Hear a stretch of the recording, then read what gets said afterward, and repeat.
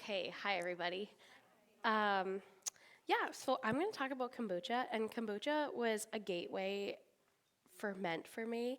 And now I have, every time my fiance comes over, he's like, "What's in this jar?" And there's things bubbling on my counter all of the time, and there's sourdough everywhere. And it's better to clean sourdough up soon because it turns into cement if anybody doesn't do sourdough.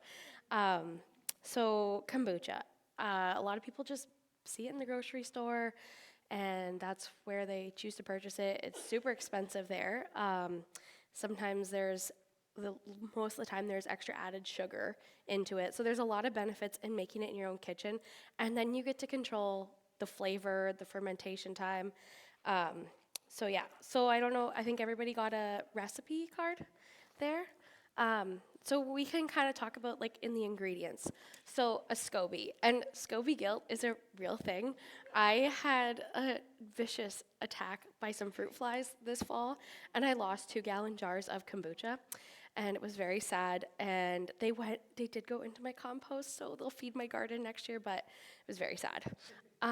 So this is I don't know if you guys can, there's a camera, right? That's hard to remember. Maybe not. Um,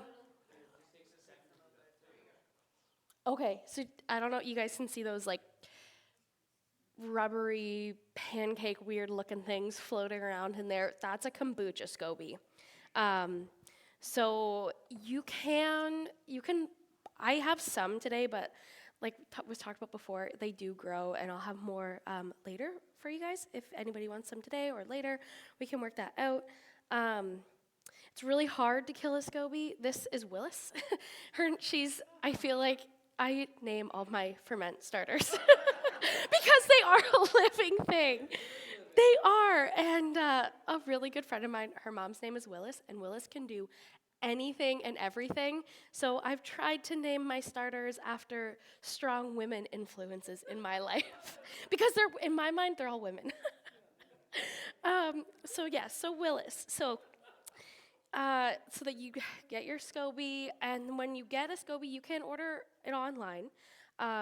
It should come with about 2 cups of starter tea. So that's just tea that's already fermented. So your SCOBY ferments your tea as it sits in there, and it eats up all the sugar. SCOBY, actually, some people are like, what does that even mean? It stands for Symbiotic Culture of Bacteria and Yeast. So basically, the bacteria and the yeast, they're just getting along in there. They're got their own little like living ecosystem, and it's the bacteria, and it's just so cool and mind-blowing. Like sometimes when you really think about it, like that God just designed this. Like we could never come up with this in a million years, but God just like probably did it in 30 seconds. Like it's just like, here we go. You've got fermentation. It's so cool. So the starter tea is just already fermented tea. And then you need tea bags, so you have to brew your tea for your SCOBY and starter tea to ferment. So you can use tea bags if you want to go down another rabbit hole and don't Google, DuckDuckGo, what is in your tea bags. You'll probably want to switch to loose leaf tea. And I just buy like an organic black tea. You can use green tea. I want to try chai tea. It's recommended to use black or green tea, but this is just a giant science experiment. There's no right or wrong way. Like, I don't make my yogurt with a machine. I do it in in a heated pot of water, and it sits in my dehydrator overnight. Not that there's a wrong way with how it was talked about earlier, but sometimes it dies, and then you can find another starter. So it's a lot of fun figuring out what works and what doesn't work. So you have your tea. 6 teaspoons is actually the equivalent of 2 tablespoons, if just for ease. And then 1 cup of sugar. If you want to use plain white table sugar, that's all you have, that's fine. I use an organic cane sugar. It's just less processed, and another rabbit hole. So does anybody have any questions before we get started? Yeah. Oh, microphone. I'm not allowed to answer questions unless you're talking to a microphone. I'm sorry. I set you up for that one, though. That was my fault. Thanks. I just wanted to clarify, you can't use herbal teas then, just the black and the green? You could. It's an experiment, right? Uh-huh. I think there's something with the caffeine. So I've been making kombucha for like 4 or 5 years. So last night I was like vigorously Googling or DuckDuckGoing. It doesn't sound as good though. um, little tidbits. So I think there's something with the caffeine in the teas, but try it. Like worst case scenario, you kill your SCOBY and suffer from SCOBY guilt. And yep,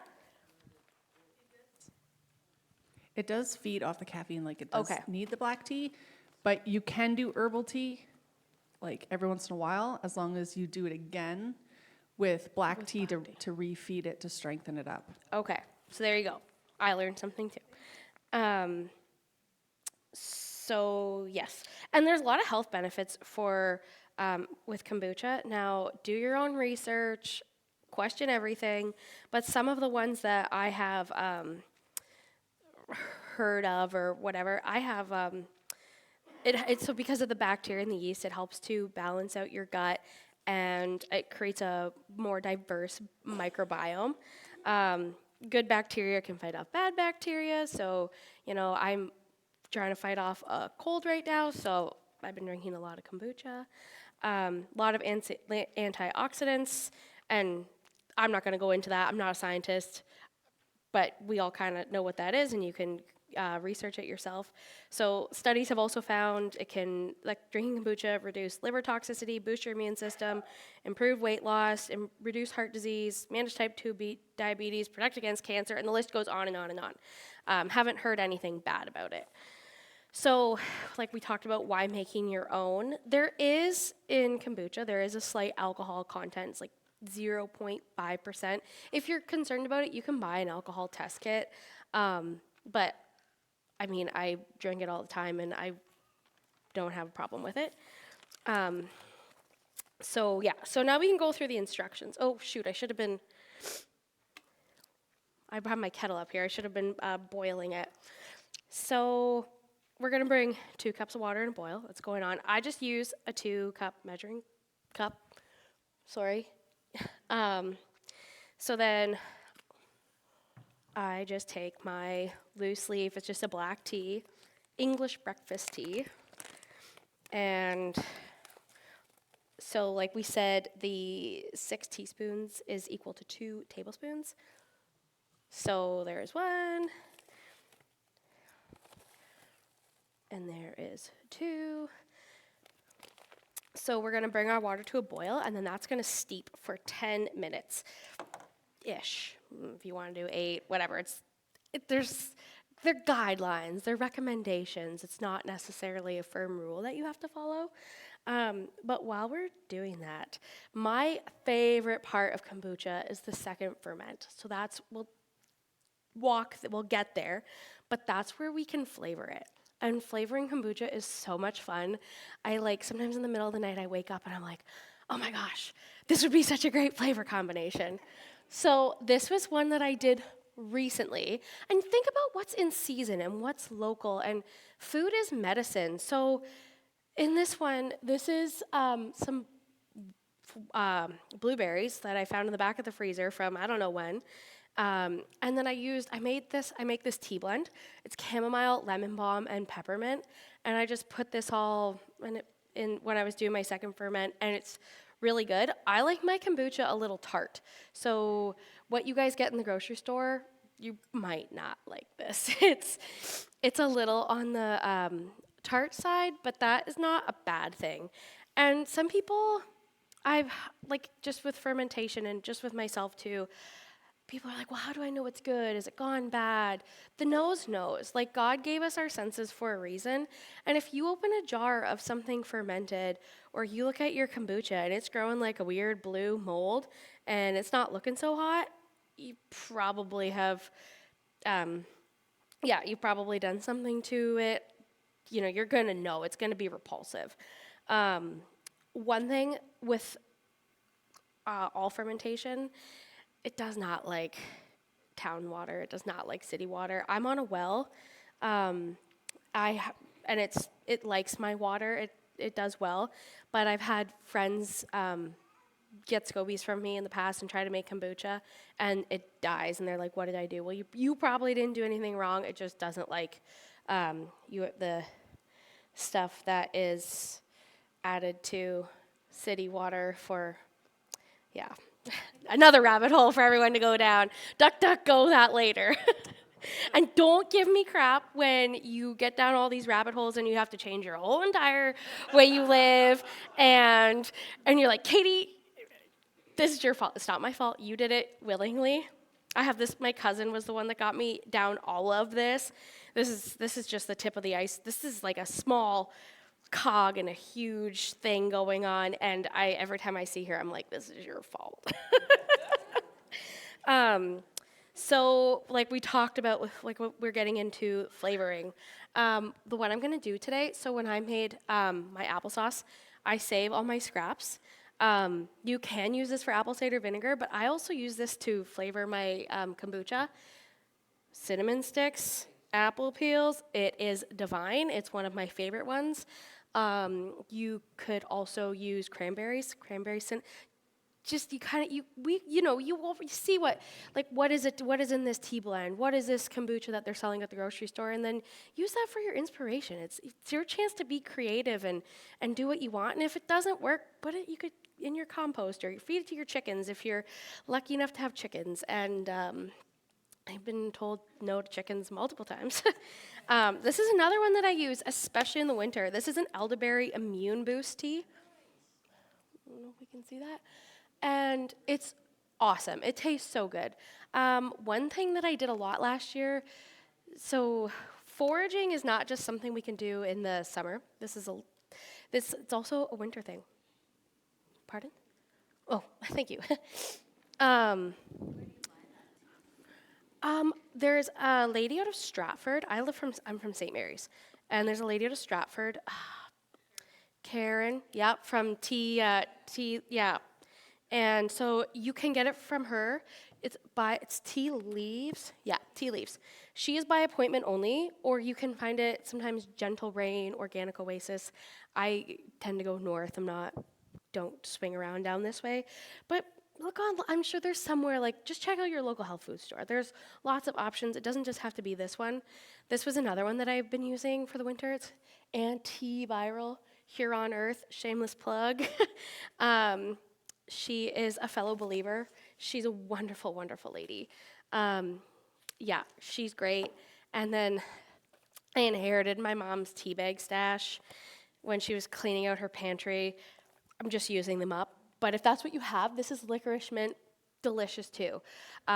So I'm going down the highway with my conversation, and I'm constantly getting off at different exits, and I might never get back on. So if you guys are like, hey, we were talking about this, let's go back to here, just feel free to gently remind me.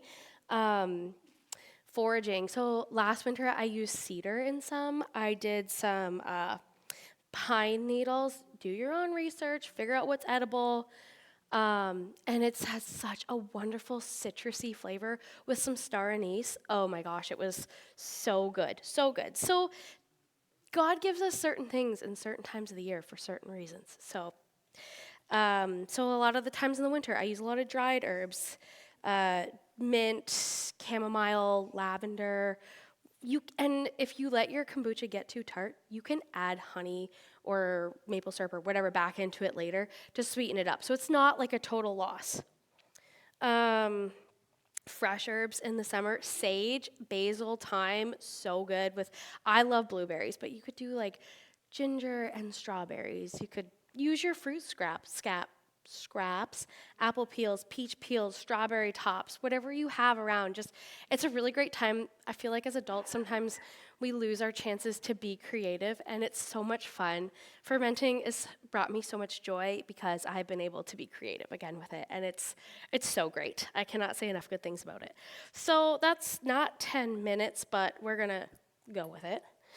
So when I make my kombucha, on your recipe is for a gallon of kombucha. So if you want to make a half a gallon, half your recipe. So the recipe calls for a cup of sugar. Now, the longer you let this ferment, the more sugar it's going to eat. So a cup of sugar does sound like a lot, but it's really not. And this is just a side note. This is my next experiment. We are boiling sap right now at home, and I'm gonna not use sugar with my next one. I'm gonna try maple syrup. So it does. It works. Good to know. So we put, and when you use honey, that makes jun. I've never made that before. I think that's the whole process is it's honey and green tea. But again, get on your research engine of choice. So then we're going to pour in our steeped tea. I know that wasn't 10 minutes. I know the recipe card says 10 minutes. Willis can do anything, so she'll be good. Okay, sometimes if I am feeling really ambitious, I will squeeze out the tea in my tea leaves, but I'm not gonna do that today for sake of time. And some things, like some resources online will say, make sure your jars are sanitized. You don't wanna do that. Like that kills off, if we've got so much wild yeast and bacteria just floating around in our environments, we don't wanna kill that off. God gave that to us for a reason. We wanna harness it and use it to make us feel good. So we just stir it until your sugar is combined. Till that is good enough. And then I wasn't sure if the church was on town water or not, so I brought some of my well water with me. And then some things online will tell you that you need to have the water a certain temperature. As long as it's like room temperature, you don't want to boil. We don't want to boil Willis. Like we don't want to put her. She doesn't like her bath water too hot. So I usually fill up my jar about 3/4 of the way full.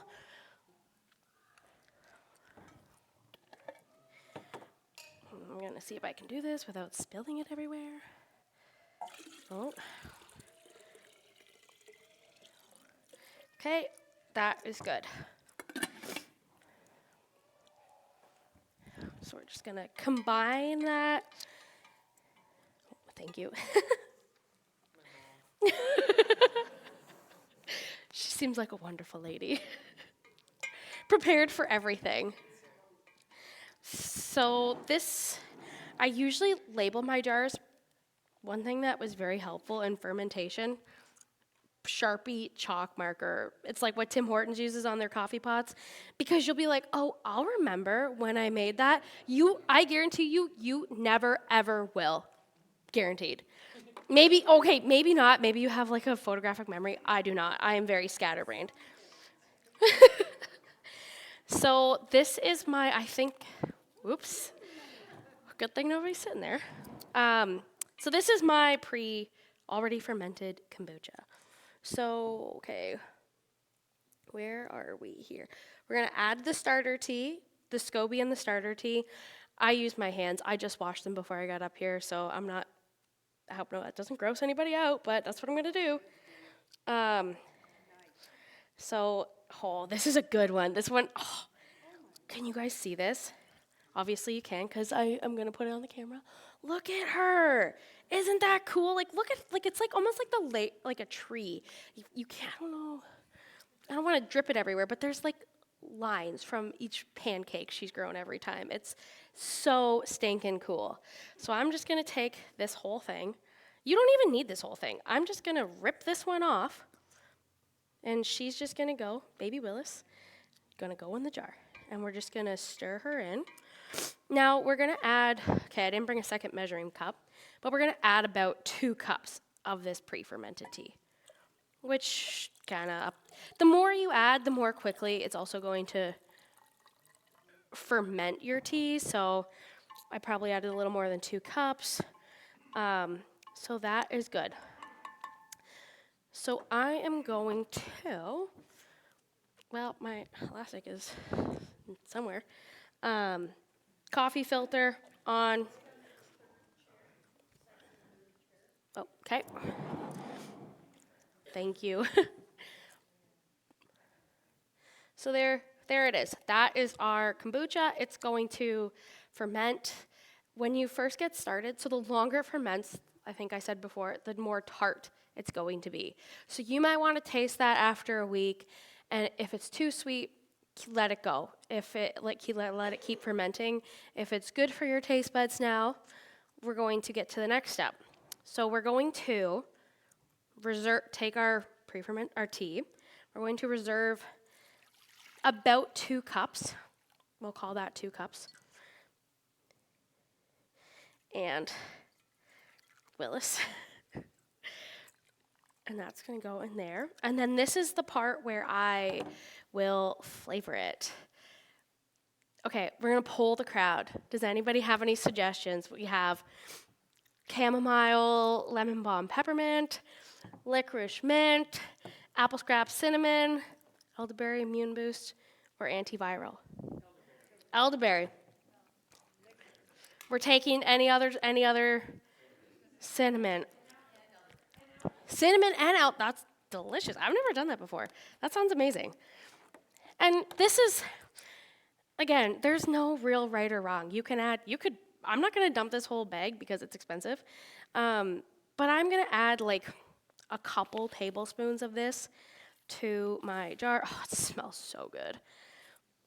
Oh, you guys have to smell this. I'm going to do like 2 and a bit. If you ever want a recipe from me, you won't get one. It'll just be like a bit of this, a little bit of that, a pinch of this. And I'm going to do 3 cinnamon sticks. That's probably a little overkill because we don't have that much in there today. And there we go. Oh, can you smell this? Isn't that good? Gosh, you guys, I'm so glad I'm here today because I would have never done that. I'm kind of cheap, so I like to space my ingredients out. So then we're going to, we're going to let this flavor. I'm going to put my lid on it. You could let this flavor for 3 days. Sometimes I forget about them, and they sometimes flavor for weeks, which in an ideal world, the flavor does kind of like diminish after time. So you want it ideally 3 to 5 days, I have found, but everybody's kitchen is different. Mine is really cold. I don't have my old farmhouse, not great insulation, cold in the winter, really hot in the summer. So whatever you find works for you. So that's our kind of the process. And yeah, just taste it as you go.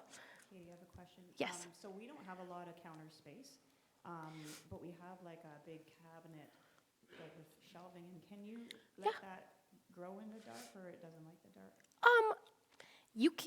Some things online will tell you it needs the dark. Some things online will tell you not to let it. I think the big thing is to let it get air. So I don't have a microwave anymore.